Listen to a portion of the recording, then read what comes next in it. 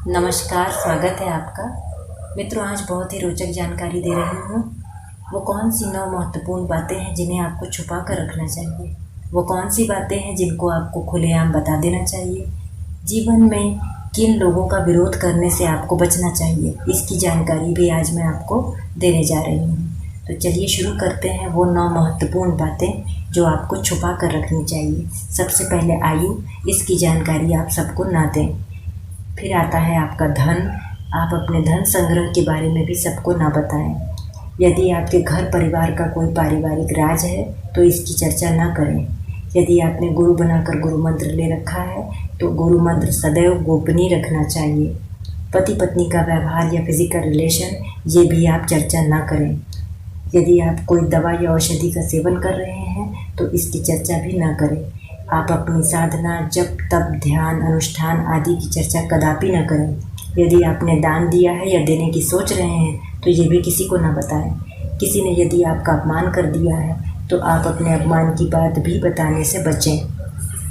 अब बताती हूँ वो कौन सी बातें हैं जो आपको खुलेआम बता देनी चाहिए। यदि आप ऋण ले चुके हैं या ऋण लेने की सोच रहे हैं तो आपको ये बात अवश्य ही सबको बतानी चाहिए। हो सकता है कोई संभव मदद आपको मिल जाए।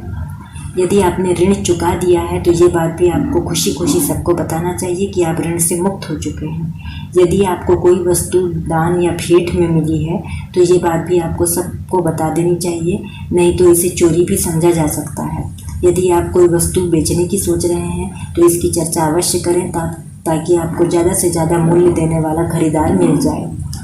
यदि आप कन्यादान करने जा रहे हैं तो आप अपनी लड़की का विवाह जिस लड़के से कर रहे हैं इसकी चर्चा समाज में अवश्य करें, ताकि लड़के के स्वभाव और चरित्र से संबंधित यदि कोई विशेष बात है तो इसका आपको पता शादी से पूर्व ही लग जाए। आप अपने अध्ययन या शैक्षणिक योग्यता की जानकारी अवश्य दें ताकि समाज के लोग आपके ज्ञान से लाभ उठा सकें।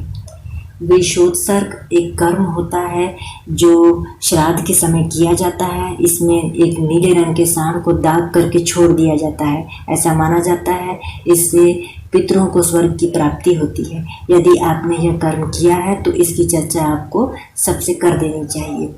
एकांत में अगर आपसे कोई पाप हो गया है तो इसको खुलासा भी आपको कर देना चाहिए जिससे इसका प्रायश्चित हो सके।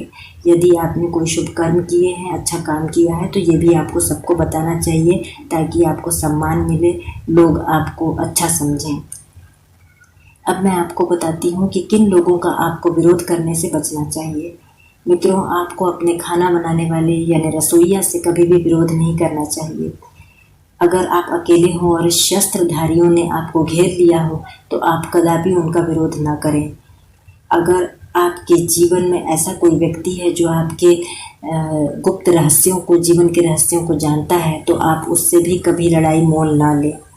मित्रों, अगर आप अपने कार्यस्थल पर अपने बड़े अधिकारी से या कहीं पर भी अपने से ज़्यादा ताकतवर आदमी, स्वामी से आप दुश्मनी मोल लेते हैं तो इसका आपको बहुत ही भारी हर्जाना भरना पड़ सकता है।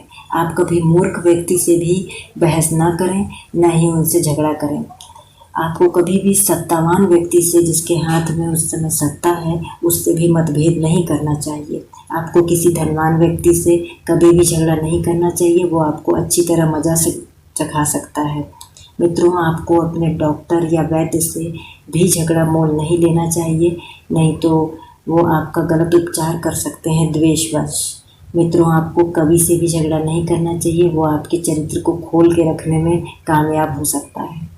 तो दोस्तों, आज मैंने आपको बहुत ही रोचक जानकारी दी है। आप अपने जीवन में इन बातों का ध्यान रखें और तनाव रहित जीवन का आनंद उठाएं। खूब खुश रहें, सदा समृद्धि पाएं, विकास करें। जय गुरु।